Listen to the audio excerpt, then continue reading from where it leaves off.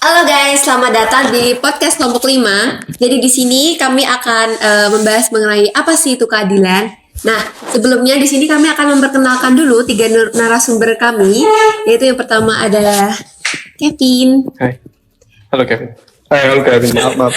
Aku Kevin. Ya, kalau boleh tahu Kevin kesibukannya apa ya? Kesibukannya sih paling mahasiswa UKSW juga. Salah satu mahasiswa di Fakultas Fiskom. Terus Prodinya apa ya? prodinya hubungan internasional. Kalau kesibukannya sendiri sih main game, tapi juga main gamenya menghasilkan duit, jadi kesibukannya bisa dibilang semi pro player boleh. Ya. Duit. Terus yang kedua ada Fania. Nah, Fania ini apa sih kesibukannya? Aku cuma jadi mahasiswa di salah satu fakultas di UKSW. Ya sebut aja FKIK. Nah, yang terakhirnya ada Friska. Halo. Nah, kalau boleh tahu untuk Friska ini kesibukannya apa aja ya? Sejauh ini sih cuman mahasiswa doang, nggak ada kerja gitu. Oke. Nah, di sini karena kami akan membahas mengenai apa sih itu keadilan. Jadi di sini itu saya akan menanyakan untuk 3 narasumber. Nah, untuk dari 3 narasumber sendiri ini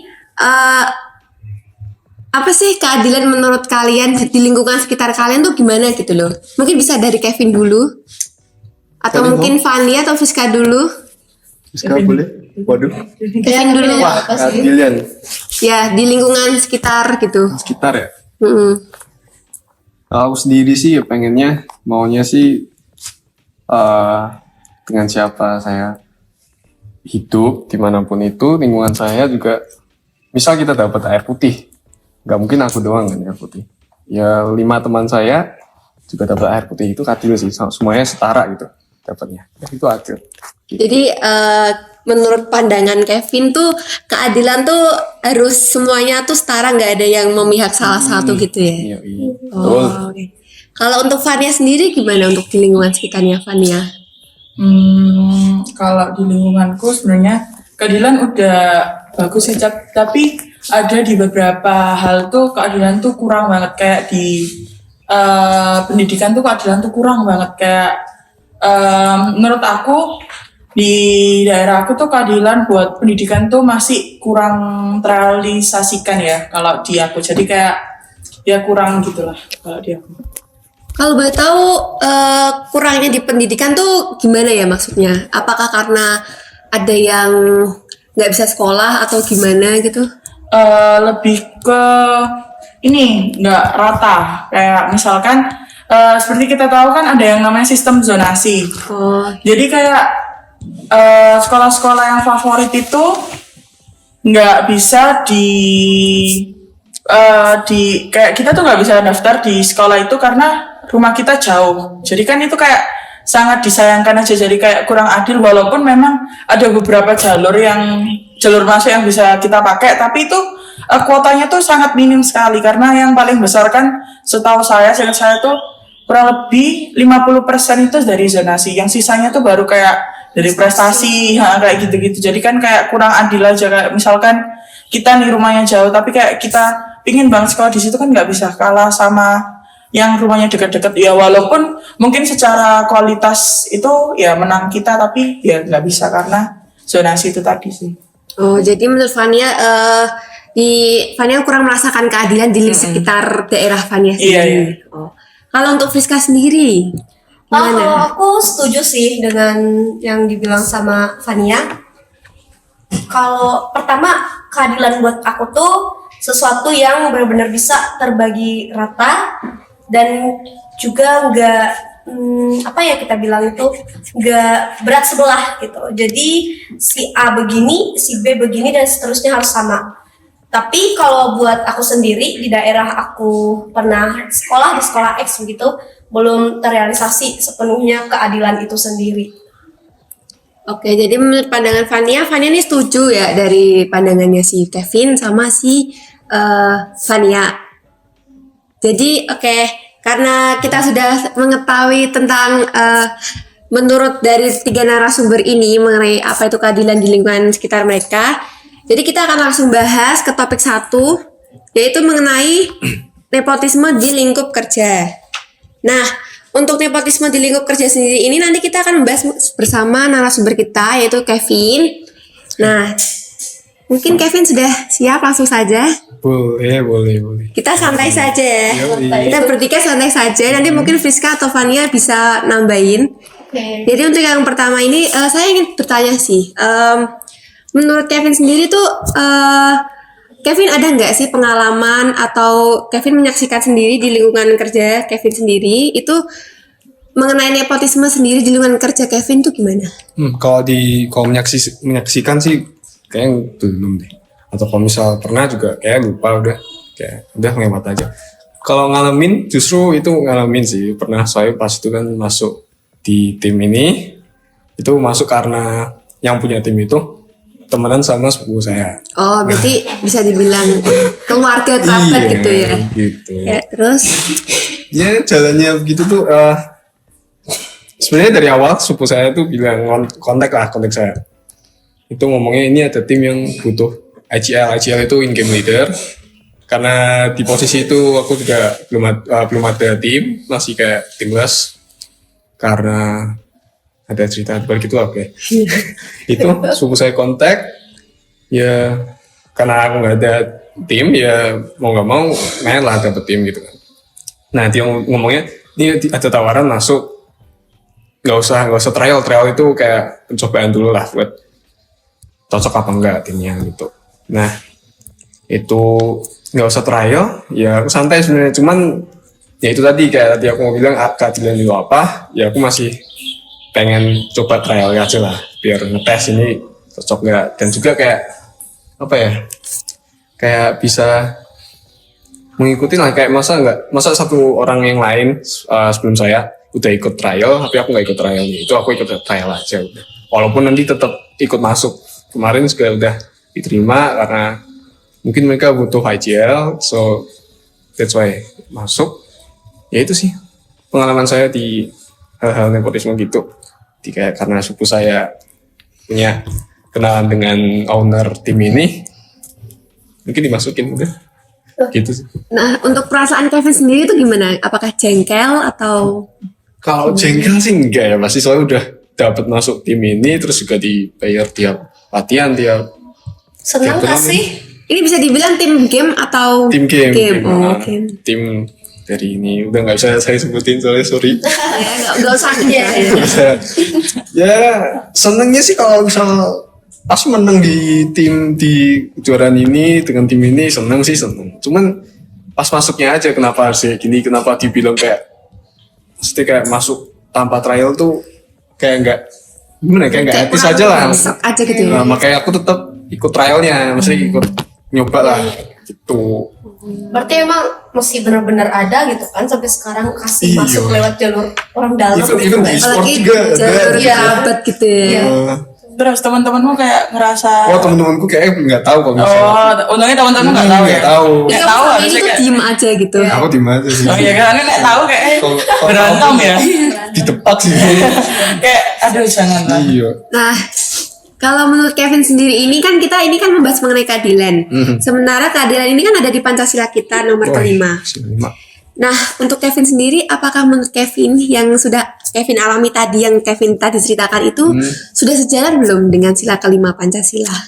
Kalau di akunya sih kayak udah kejalan, cuman di tim yang itu maksudnya suku saya dan ownernya itu nggak kejalan kan makanya. Tapi karena saya merasa kayak nggak adil buat mereka yang ikut trial tapi nggak diterima, sedangkan aku kalau nggak ikut trial tapi tetap Langsung diterima, masuk nah gitu itu ya. kan nggak adil ya. Berarti Ya, begitu. nggak sesuai ya sama sila kelima. Terus yang terakhir nih, kalau dari pandangan Kevin sendiri, cara untuk menciptakan keadilan di lingkungannya Kevin sendiri gimana? Mungkin bisa singkat aja gitu. Singkat aja. Dalam ini. dalam. Ya.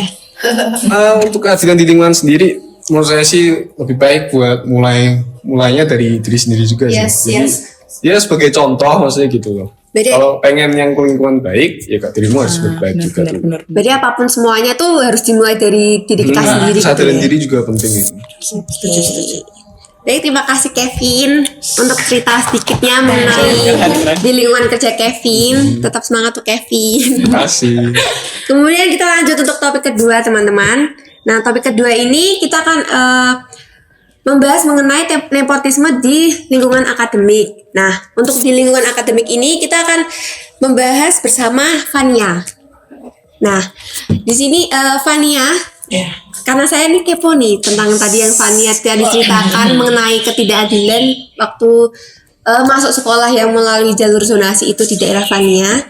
Jadi di sini aku pengen tahu menurut pandangan Fania ini bagaimana sih kalau kasus nepotisme ini kalau terjadi di lingkungan akademik daerah Fania ini, kalau masih berlanjut ke depannya itu gimana menurut pandangan Fania? Kalau masih berlanjut sih menurutku bakal lama-lama tuh siswa-siswa tuh kayak bakalan ini sih kayak mending ke luar negeri kayak gitu. Waduh. Mending ke luar negeri karena kayak kalau dilihat dari sistemnya itu juga kan kayak gimana gitu kan, kalau kita lihat pendidikan di Indonesia juga kan kayak ya nggak dibilang kurang sih tapi kayak susah gitu kan. Masa pendidikan di Indonesia tuh susah Belum dari merata, belum susah belum rata daripada di luar negeri tuh kalau katanya sih lebih gampang apply-nya, kayak masuknya apply-nya itu lebih gampang. Kalau survive-nya ya tergantung orangnya. Iya sih, bener sih.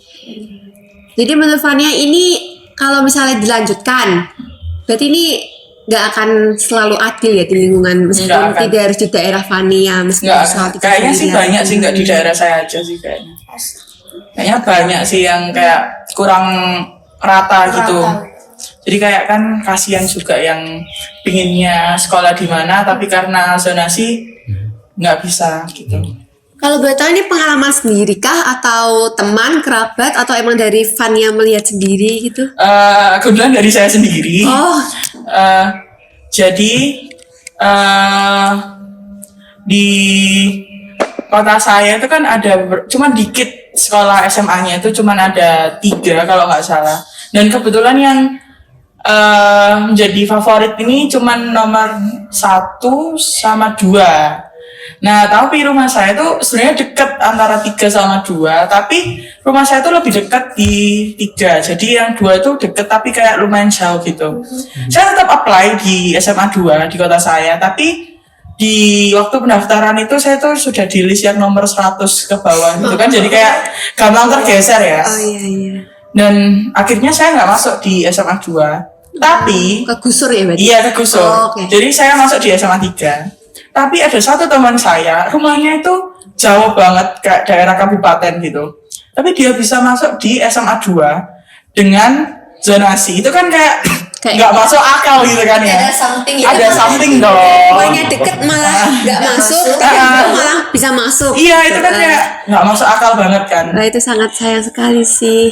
Jadi kayak di situ kayak Kayak dalam hati kayak nggak terima gitu. iya nggak terima, tapi kayak nggak bisa dong mau nyalain ke siapa. Orang juga udah sistemnya udah bilang aku diterima di SMA 3 ya mau nggak mau ya diterima ya, walaupun pasti kayak bertanya-tanya kok bisa Terangan banget ya. Terangan banget. padahal rumahku tuh nggak ada 1 kilo di SMA 2 ini. Berarti kejadian itu tuh sebenarnya nggak cuma Fania doang ya yang ngerasain. Iya Banyak gitu ya. banyak banget. Dan itu nggak cuma di awal masuknya aja, tapi waktu kelas 12 juga.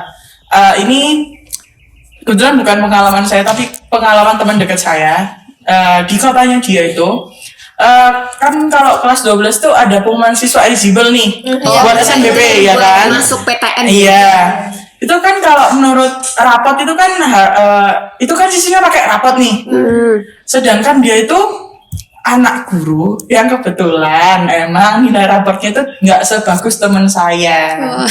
Tapi kok yang masuk eligible nih yang anak guru itu tadi itu kan kayak waduh gitu loh. Jadi sama kayak Kevin ya. Iya.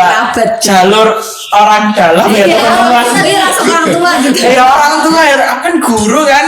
Iya, langsung masukin aja. Iya, dan itu kasusnya kesebar satu sekolah dan akhirnya malah yang sistem SNBP ini jadinya tes lagi. Itu kan kayak lah kan kita udah survive 3 tahun buat naikin nilai raport yang tinggi malah tes lagi. Itu kan nanti harusnya UTBK kan Iya, ya. betul. Tapi jadi SNBP, jadi kayak sangat disayangkan sih. Tapi kamu di sini posisinya cuma bisa cukup tahu, cukup diam. Cukup tahu dan kayak sabar ya. Jangan juga. Dan sabar ya, jadi kayak ya sangat disayangkan sih kalau kayak gini terus kan.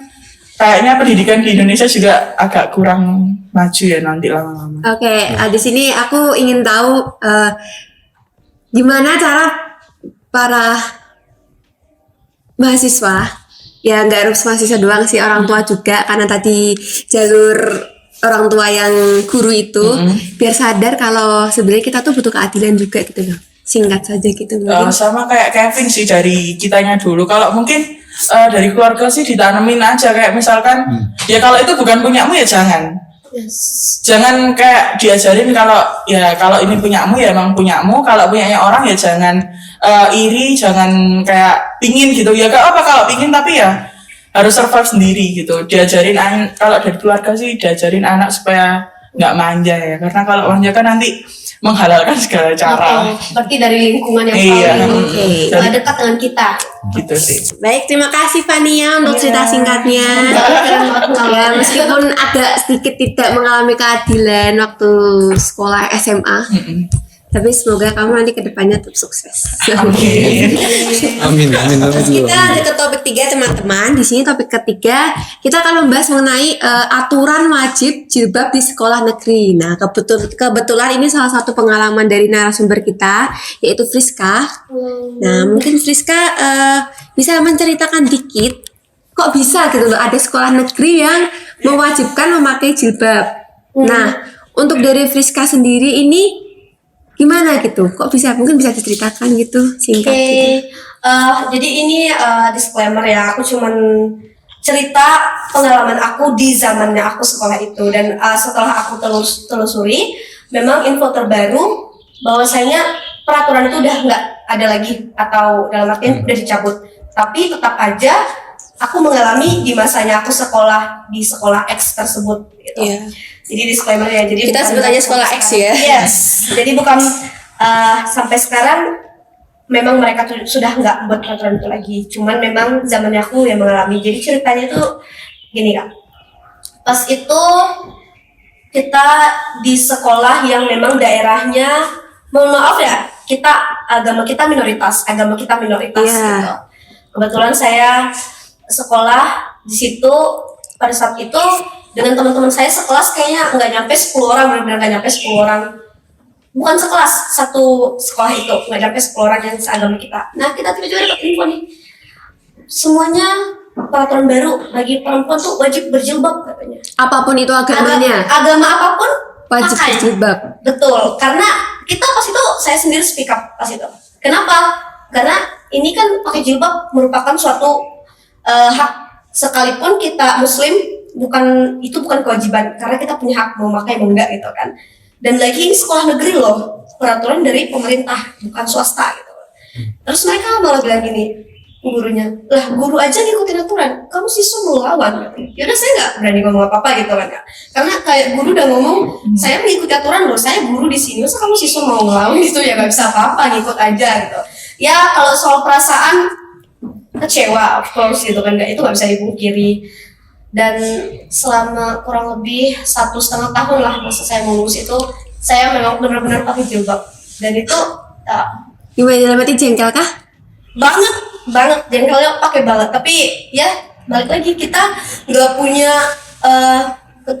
kekuasaan gitu Untuk melawan gitu ya. Betul. Jadi kita jalanin, dan benar-benar selain memakai jilbab, kita juga setiap hari Jumat ikut kegiatan agama gitu. Jadi kita nggak ikut baris, tapi kita harus ikut melaksanakan kegiatan itu ya, sampai nggak bohong ya, sempat sampai hafal gitu, udah benar-benar paham gitu ya. Itu pengalaman aku sih. Jadi emang, tapi untuk aturan itu di sekolahnya Friska dulu itu sampai sekarang udah gak berlaku apa masih berlaku? Udah enggak ya tadi katanya? Ya, jadi setelah aku lulus mungkin gak nyampe setahun peraturannya Langsung dihilangkan itu. ya. Kemungkinan banyak yang speak up atau Ya agak nggak adil sih. Ya bukan agak enggak lagi. memang udah tidak nggak adil. Memang tidak adil, karena sekalipun kita agama yang Muslim, saya sendiri tanya teman-teman saya, kadang mereka bilang itu hak kita kok, kita mau pakai nggak ada akan ada paksaan gitu, kita tanggung resiko masing-masing mau pakai mau enggak, apalagi kita yang nggak berani gitu kan. Ya, berarti untungnya sekarang udah nggak ada peraturan gitu lagi Betul, ya. betul. Agak aneh Senangnya emang. tuh sih udah mulai mengikuti peraturan. Nah untuk Friska sendiri, kan tadi sesuai ya, kita ini membahas keadilan. Keadilan Yes. ada di Pancasila kelima. Menurut Friska ini dari kasus yang Friska tadi alami itu udah sejalan belum dengan sila kelima? Belum sejalan tentu, itu sangat terang-terangan tidak sejalan karena sekalipun itu peraturan juga harus memikirkan itu tadi keadilan sosial bagi seluruh, bukan keadilan sosial kecuali berarti bagi seluruh siswa Siswa-siswinya. guru di situ, kelas semuanya harus adil gitu. Jadi menurut saya memang benar-benar belum sejalan, tapi syukur sekarang mengikuti aturan yang pemerintah buat. Nah ini pertanyaan untuk terakhir untuk Oke. Friska. Menurut Friska sendiri, apa saja sih langkah yang bisa diambil dari kasus yang Friska tadi alami untuk tidak menjadi marak dan keadilan bisa terus diamalkan di lingkungan sekitar? Aku setuju dengan Kedua kan ya, rekan-rekan dari ini, Fahmi dan yang Friska. keren banget. Karena pertama harus dari kesadaran diri sendiri. Sebanyak apapun kita ngomong bla bla bla segala macam, kalau kita nggak sadar, nggak ada mindset untuk berubah gitu, nggak akan bisa. Itu satu kesadaran sih menurut aku. Terus yang kedua itu berani speak up jika terjadi ya Ketidakadilan di diri kita sendiri gitu ya. Ketika terjadi ketidakadilan, kamu harus berani ngomong. Terlepas dari ya kamu gak punya kekuasaan, kamu ngomong aja jika memang itu benar-benar terjadi gitu. Misal kayak yang teman-teman alami, jika memang udah mengalami kayak aku gitu, mungkin banyak yang kita pasti akan mengubah peraturan bisa lebih adil untuk semua pihak gitu. Jadi sadar dari dalam diri sendiri, kemudian harus berani speak up dan mengatakan say no buat yang gak adil gitu. Iya, benar-benar. Termasuk buat dalam lingkungan kerja, mau sekolah, mau masuk kuliah, Apapun sih. itu peraturan ini dan segala macamnya itu harus benar-benar say no sih. Baik Friska, terima kasih untuk ceritanya. Nah teman-teman, di sini kita sudah mendengarkan dari ketiga cerita narasumber kita, dari yang lingkungan kerja, dari yang lingkungan akademik sekolah zonasi yang tadi, dari yang sekolahnya peraturannya agak tidak masuk akal, tidak adil. Nah, jadi dari menurut kita semua ini, dari kita dengar cerita satu persatu tadi, sebenarnya keadilan ini tuh kita tuh dari diri kita sendiri. Setelah tadi kan Kevin tadi bilang sebenarnya itu dari diri kita sendiri, Fania juga, si Friska juga. Kalau kita berani speak up selama kita tidak menerima keadilan itu, kita juga harus berani untuk speak up kan kalau kita nih nggak dapat keadilan gitu. Betul ya. Jadi intinya tuh kuncinya menurut dari kami semua itu dari diri kita sendiri. Nah, oleh karena itu teman-teman, kita semua sudah selesai membahas dari podcast kali ini. Jadi mungkin bisa beri tepuk tangan. Sekali lagi. Karena cerita bertiga mereka tadi sangat menarik ya.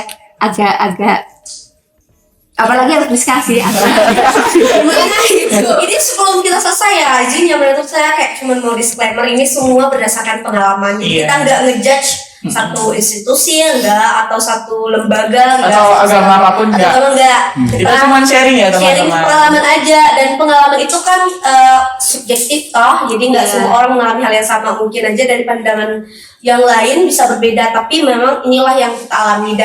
Dan tambah lagi disclaimernya kayak itu memang nggak sekarang nggak lagi, tapi ini pengalaman kita di beberapa tahun lalu gitu. Dan semoga aja nggak ada Dan selanjutnya. sekarang memang ya nggak ada lagi. Semoga Kita berharap nggak keadilan berlanjut. benar-benar terrealisasi 100% ya, meskipun tahapnya agak panjang.